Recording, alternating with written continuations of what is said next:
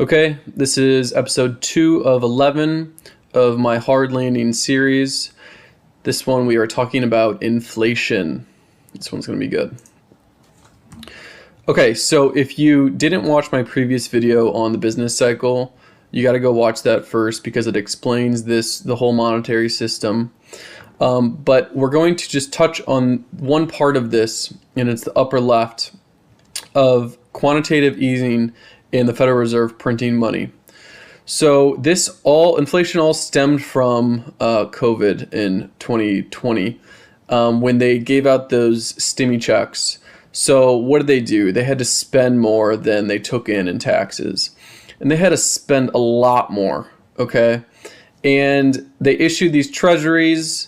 There was such a high supply of treasuries that the Federal Reserve had to come in and buy some of them in order to keep the interest rates low. And this is where the money printing came from. Okay, so now that you understand why they had to spend so much and where it came from. Now, how much did they spend? They spent $5 trillion in pandemic stimulus. And this is where all the money went. I'm not going to go into where they spent the money and whether it was the right thing to do. Obviously, a lot of people were in need, but this is what happened and why they needed the money. So there's a phenomenon that people always go back to called the quantity theory of money, and this is popularized by Milton Friedman, shown in this picture. And if you remember from the business cycle video, spending equals prices times the quantity of goods. The quantity theory of money is MV equals PY, so money times velocity equals prices times the quantity of goods. And the velocity is just how many times that money is spent. Okay, so this is just a different way of looking at spending. And his theory is that the velocity generally tends to stay the same, and the productivity of the economy tends to stay the same as well. So if these rates of changes are zero, there's at least the change in the rate, then you could conclude that the increase in the money equates to an increase in the prices. So, percentage change in the money equals the percentage change in the prices, essentially. And, maybe not one for one, but generally a huge increase or a huge decrease, inflation will follow. Okay, so that's the quantity theory of money. And, I just want to touch, you have to make some assumptions on the velocity in real GDP to come to this conclusion. But he's generally right. This is a chart from Lynn Alden, and this shows the 5-year cumulative rolling growth of CPI in orange, and then the 5-year broad money supply, okay, in blue. And broad money supply is... she's talking about M2 here, and that's the most regarded form of money, and I'll talk about that in the next slide. But as you can see, as money supply increases, CPI generally tends to go in the same direction. It's not one for one, but look at this, it's generally the same. Okay, so he's got some merit to him. Let's talk about this blue money supply. How do you measure the money supply? Well, a lot of people measure it by M2, and this is straight, from Wikipedia. But M2 is just the amount of notes and coins in circulation, so like actual hard cash, demand deposits, so money in checking accounts, and money in savings accounts, and money market mutual funds for retail. Okay, so this is basically all the quick, accessible cash that people have.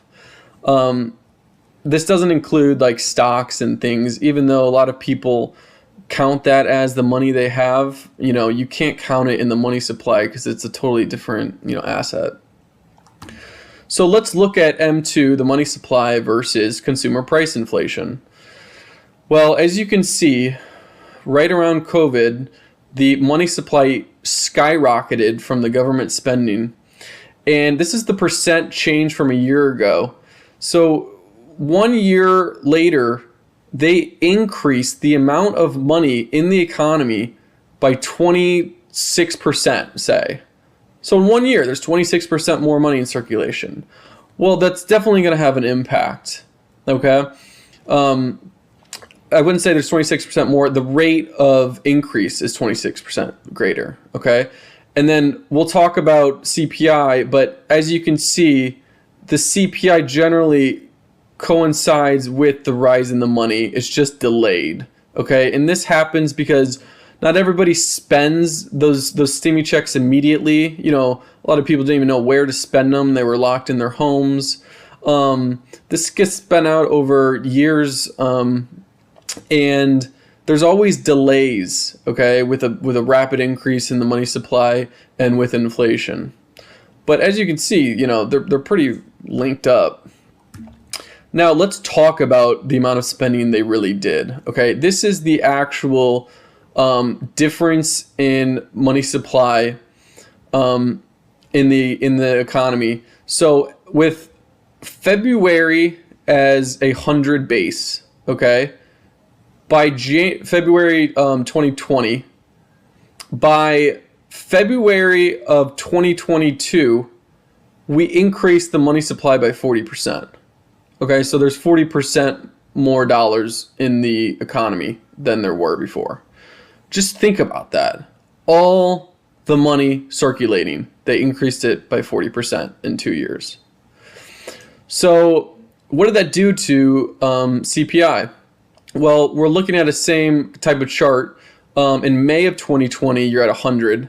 And this red line is the Federal Reserve's target of CPI, and it's 2% a year.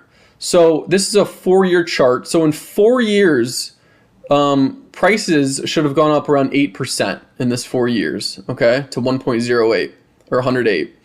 What they actually did is they skyrocketed all the way up to 22.4. So 122.4. Prices increased 22.4% in 4 years. Okay, according to this calculator, that should have taken 10.2 years, and it happened in 4. So we increased the prices of goods and services by 6 years, right? It should have taken 10 years, and it took 4 years. So this is really the inflation that's hit the economy. Now, this is if you believe these numbers, because a lot of people think that the inflation numbers are skewed, and I'm not going to get into that, but I will just show you an example. Let's pick on food for a second. From January 2014 to January 2024, you started at 100. They say that food prices have gone up around 38% in 10 years. Okay? Well, let's look at actual data. So they have on this 31%, which is, kind of around what we were looking at. McDonald's prices have gone up double. They've gone up 100%. Every single fast food has gone up higher than what we were looking at. And if you look at this specific McDonald's chart, the McChicken has gone up 3x. The McDouble has gone up over double. So, take these CPI numbers with a grain of salt, because the data's, actually works in real life.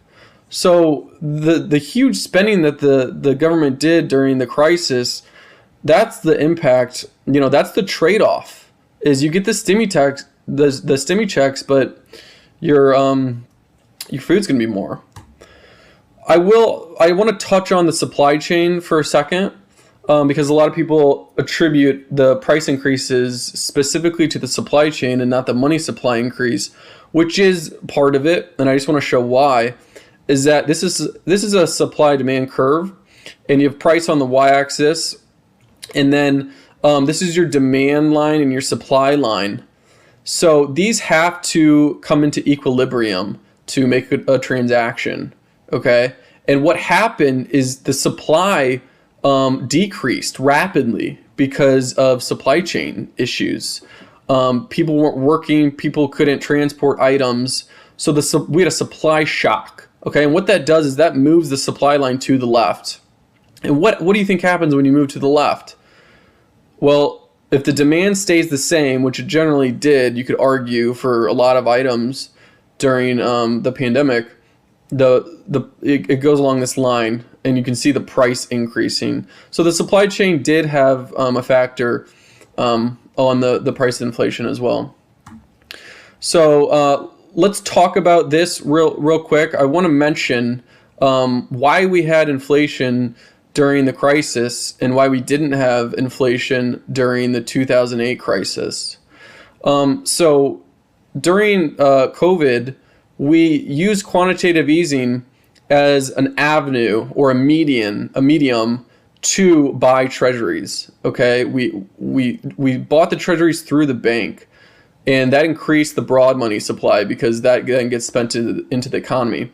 But in 2008, we just did quantitative easing to help the banks with the money crunch. Okay, they wanted to make sure the banks had enough money for the bank runs, and they made so many terrible loans, mortgage loans, that they didn't have the money. So what they did is they bought long-term securities and shored up those reserves that the private banks had with the Federal Reserve. And what this did is that's all they did. It's called increasing the base money. Okay, they didn't then buy treasuries with those reserves and increase the broad money. They just increased the base money. And that's why you didn't see inflation in 2008. I just wanted to touch on that because it's a crazy phenomenon. And this is also what's been happening in Japan. They've just been doing unlimited QE, but it's just increasing, the base money. If you're not, buying government debt with it, it's not increasing the broad money. Also, if the banks don't create loans, it's not increasing the broad money. That money that sits in the base money can just sit there. Okay, yeah, it may incentivize them to make loans, but the private banks don't have to. Okay, so now let's look at M2 now, the money supply now. It is rapidly decreasing. Okay, look at it. This is the percent change from a year ago. Look at it. I mean, it's fell off a cliff. And this is one of the Federal Reserve's tactics in trying to fight inflation. He's trying to really make a money crunch in the economy. He's destroying money essentially because it's negative. Okay, and he basically does this by performing QE in reverse. Okay, so instead of quantitative easing, he does quantitative tightening, where those long-term securities that he bought from the banks during QE, once those get repaid, he just lets them bleed off of his balance sheet. Okay, so they issued the loans to people, and then the Federal Reserve bought those loans from the private banks, and then as people pay them off, they don't roll over that debt. Okay, and he just lets them bleed off, and this is a huge rapid decrease. If you look at this chart, it's only been negative since sometime in the 1940s, and then during the Great Depression. This is the first part of the Great Depression, and then this is the second part. And this money supply that got destroyed during the Great Depression was a lot of the bank failures. The Federal Reserve did not save the banks during the Great Depression and make sure that they had the money they needed to give out when there were bank runs. So a lot of the money was just destroyed. And it's now happening now. I mean, it's been how long? 80, 100 years since this has happened? And of course, this was a recession. This is a bad recession. This is a depression. And yeah, U.S. money supply falling at the fastest rate since the 1930s. So this is the fastest rate since the Great Depression. They are really tightening on monetary policy. Let's look at M2 now from March of 2022 being the 100 to now, we have dropped 4%. See 96? So they've destroyed 4% of the money out there. I know they increased it by, what was it, 40%? So, there's still a ton more money out there, but they've rapidly decreased the money supply, and there's only 4% less out there. And if you look at the money supply over the productivity of the economy, we skyrocketed, 0.9 almost. And now we've come back down to, below the slope that we were looking at before. And, what could you expect this rapid decrease in money supply to do? Well, if you look at our equation, our spending equation that we got from the business cycle video, if you lower the money in the economy, you're going to lower the spending. And if you lower the spending, you lower the prices. Okay? So that's why you've seen this drop in inflation. Okay? It's because of the tight monetary policy. They started destroying money through QT, and they rose interest rates. And the higher interest rates means the less credit out there, the less borrowing. This is from the business cycle as well. So that's kind of where we're at on inflation, and it's kind of wiggled here, and it's at 3% now. But a lot of this inflation that's sticky, they say, is really from a few things. It's from rent CPI and from insurance CPI, and I'm going to show that in the next slide after this. But I just want to touch on this one more time. Is that Steve Hanke? He's a really good monetarist that loves Milton Friedman, and Milton Friedman said that there's a first delay 6 to 9 months between the slowing down of the rate of monetary growth and the slowing down of the economy, and then there's another 6 to 9 months where inflation starts to decrease. And that's kind of where you saw this lag, this delay. So let's talk about the sticky and the flexible, they call it.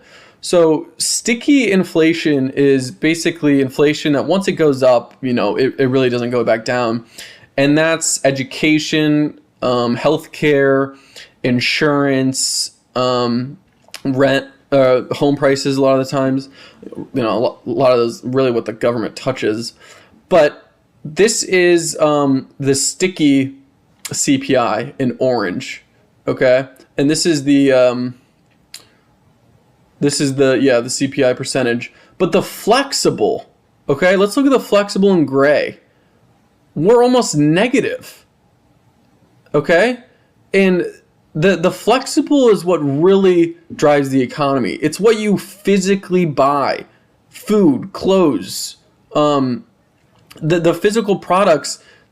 This is the flexible is a much better representation of the state of the economy, not the sticky. And what the sticky is doing is it's manipulating the overall numbers to make them look higher than what they really are. You got to look at the stuff that really drives the economy. And if you look at the core, which gets rid of food and energy, which are fluctuate a lot, it's actually negative. It's saying we have negative inflation. Okay? So I want to touch on that because that's huge. From this chart, every single category of inflation is lower. See what he said, is lower than it was in June of 2022 besides transportation. Okay? And that's why you've seen such a huge drop in the CPI. I know that prices seem like they're still going up, but they're definitely going up at a lower rate.